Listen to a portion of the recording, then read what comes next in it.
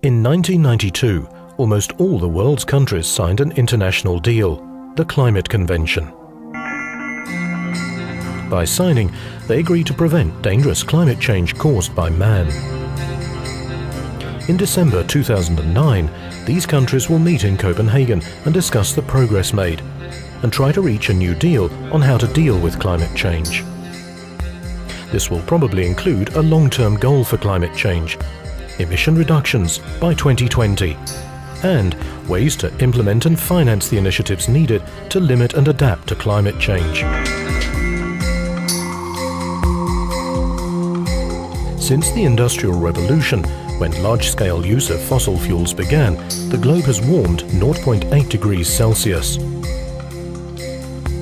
It's been proposed that a new climate deal should include the long-term goal that global warming shouldn't be more than 2 degrees Celsius higher than pre-industrial temperatures.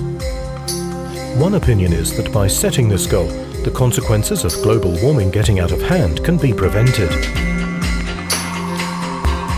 It's feared that if temperatures rise by more than 2 degrees, the negative impacts predicted by the UN Climate Panel will be too big. Some low-lying island states say that the risks of 2 degrees Celsius warming are already too high and that the goal should be set lower. Another opinion is that there are so many uncertainties about climate change that we should wait and see what actually happens before reacting. How urgently is a new climate deal needed? Supporters of urgent action claim that time is running out if global warming is to be kept below 2 degrees Celsius, and that CO2 emissions will have to be reduced very soon. Critics, however, prefer governments to wait for more scientific evidence and cheaper technologies before making strong commitments to reduce greenhouse gas emissions. Whether or not one believes a new deal on climate change is needed urgently depends partly on one's trust in the scientific projections and partly on the risks one's willing to take.